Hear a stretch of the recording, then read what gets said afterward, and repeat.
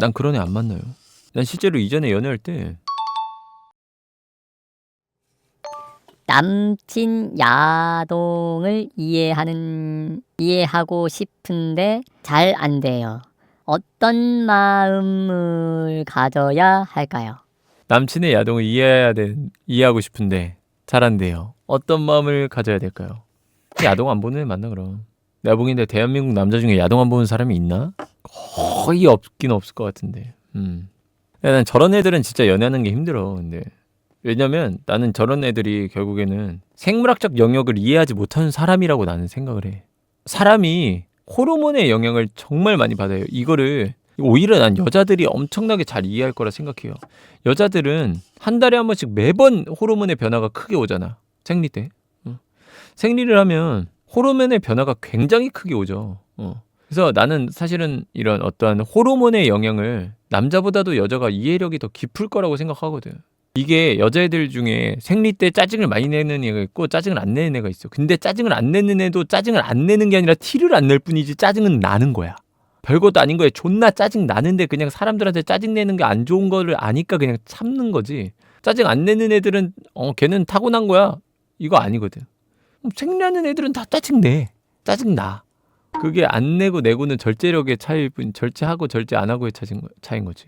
여자들은 호르몬에 대한 이런 지배를 매달 당하기 때문에 호르몬에 대한 이해도가 굉장히 높을 거라 생각하거든. 근데 그거랑 똑같아. 남자의 성욕은 호르몬의 지배를 굉장히 크게 받아요. 남성 호르몬이 그런 성적인 영역에서 굉장히 강하게 발휘돼. 남자라고 호르몬의 지배를 안 받는 거 아니야. 인간은 기본적으로 호르몬의 노예예요. 맞아요. 여러분 매달 느끼잖아. 여자분들. 그죠? 습관적으로 들어가게 된대요. 그래. 저거 그냥 호르몬의 노예야. 그거. 습관이 아니라 본능에 가까운 거야. 피하기 어려운 영역이라는 거지. 여자애들도 생리 때 짜증 안 내야지, 짜증 안 나야지 생각하면 짜증 안 나? 나잖아. 똑같아. 너네 화나는 일 있을 때 화 안 나야지 오늘부터 이러면 그 똑같은 일 있을 때 화 안 나? 나잖아. 내 호르몬이 그따위인 거거든 그냥. 어쩔 수가 없어. 그러니까 결과적으로 성매매 업소 다니고 바람 피고 애인이 있는데 원나잇하고 돌아다니고 이런 거는 문제가 있을 수 있지. 그거는 너무 통제의 영역을 벗어났으니까. 근데 고작 야동 하나도 이해 못하는 거는 개인적으로 그런 사람은 그럼 남자애가 하지 말라는 거 나도 다 안 할 수 있어야 돼. 그러고도 지가 요구하면 모르겠는데 지도 지 하고 싶은 거 하잖아. 그런 본능적인 영역까지 통제하는 건 이거랑 비슷한 거야. 너가 하루에 7시간 자는 사람인데 남자친구가 나 하루에 5시간 자는 사람이니까 너도 5시간만 자. 2시간 줄여 오늘부터. 이거랑 똑같아. 그러니까 인간의 기본적인 습성 자체를 그냥 막는 거거든. 근데 그게 잠깐 동안 할 수 있지. 근데 그거 길어지면 사람 고장나. 여러분 알아요? 여러분이 경험해 본 분들이 있을 텐데 자기가 하루에 꼭 한 7시간 자야 되는 사람들이 있고 사람마다 자기가 필요한 수면 시간 알지. 그거 근데 바쁠 때 계속 못 잘 때가 있어. 그것보다 한 2-3시간씩 못 자면 처음에는 그냥 살만 하거든? 그거 한 1-2주 넘어가기 시작하면 편두통 심해지고 집중력 떨어지고 사람이 퀭해져. 나중엔 엄청 예민해지고. 그런 되게 기본적 영역을 통제하는 거야. 그런 기본적 영역을 못하게 해소의 영역을 통제해? 그러면 그래 하지 말라니까 참아보겠지.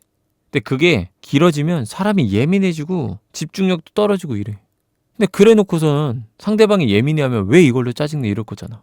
그거 가지고 대화할 때 딴짓하거나 하면은 왜 나한테 집중 안 해 이럴 거 아니야? 그러니까 그런 기본적 영역을 통제한다는 건 굉장히 사람으로서 존엄성을 지켜주지 않는 행동이야. 난 그렇게 생각해요. 인간의 존엄성을 지켜주지 않는 행동이에요. 굉장히 이기적 행동이야. 너도 그럼 오늘부터 남친이 하지 말라는 거 하나도 하지 마. 그 정도의 마음가짐이 있는 거 아닌 이상 그런 거 하지 말라고 얘기하지 마세요. 그래야 해. 그 정도의 마음가짐은 있어야지. 난 그런 애 안 만나요. 난 실제로 이전에 연애할 때 내가 잠이 좀 많아요. 잠줄이라고 하는 애랑 엄청 싸웠어. 야, 니 어떻게 나한테 그런 얘기를 하냐? 내가 잠을 안 자는 시간에 니한테 못하는 게 아니라 최선을 다 하잖아. 내가 깨어 있을 때 내가 너한테 못하는 것도 아니고 다 하려고 하고 다 최선을 다 하잖아. 되게 잠까지 줄이라고 할 수가 있냐? 나는 그거는 너무 이기적인 말인 것 같고 너무 나에 대한 존중이 없는 것 같다. 그러니까 인간의 기본 영역을 통제하려고 하는 애들은 난 안 만나. 나는 그건 너무나 미성숙한 행동이라 생각해요. 헤어져. 제가 제 여친의 베프가 저랑도 친한데요.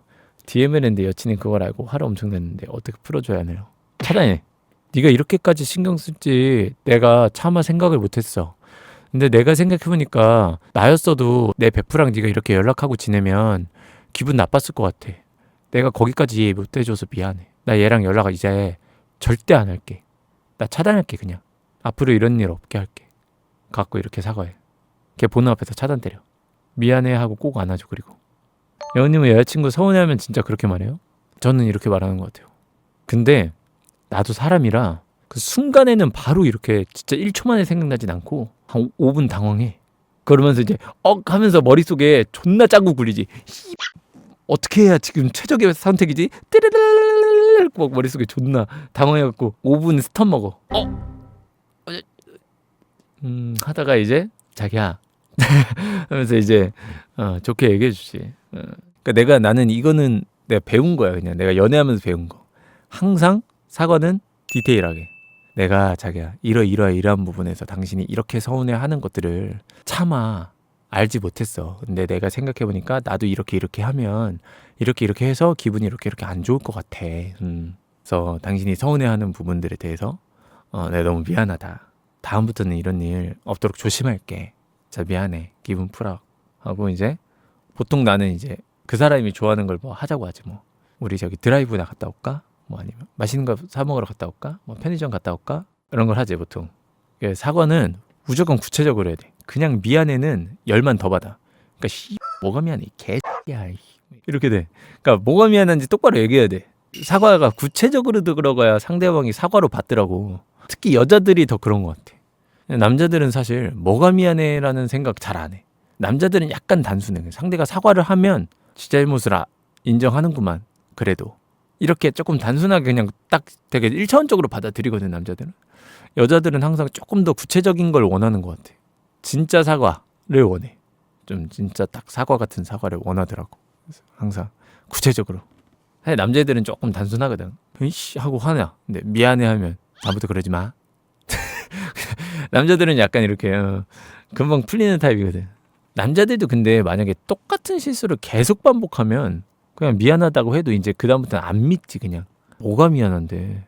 이렇게 하는 거 미안해. 매번 미안하다고 하잖아. 이제 그때는 그러면 이제 그건 헤어지는 거지 그것 때문에. 단순해서 좋은 것도 있지.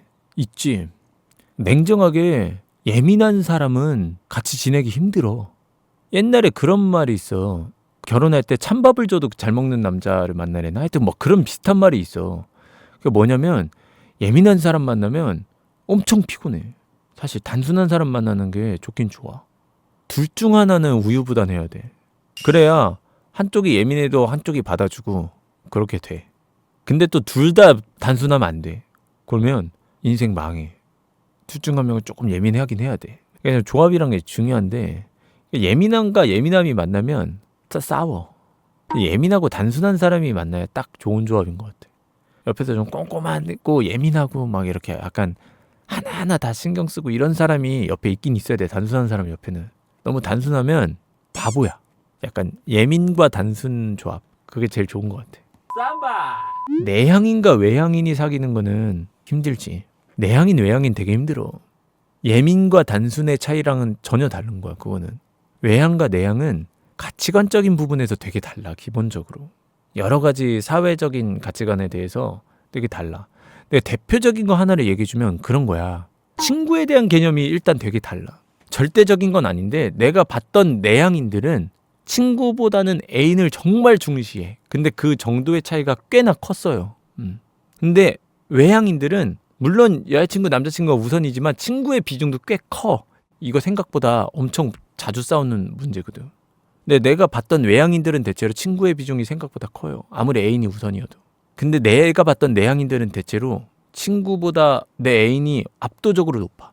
이게 되게 내가 고민 상담하면서도 많이 느낀 거고 내 빅데이터에서 많이 느낀 거야.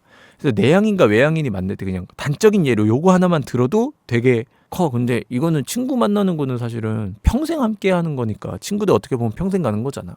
삶 속에 계속 있는 거니까 들어있는 거잖아.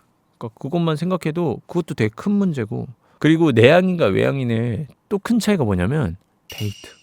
내가 본 내향인들은 대체로 같이 있으면 데이트고 어딜 가지 않아도 데이트야. 대체로 그런 성향이 좀 있어.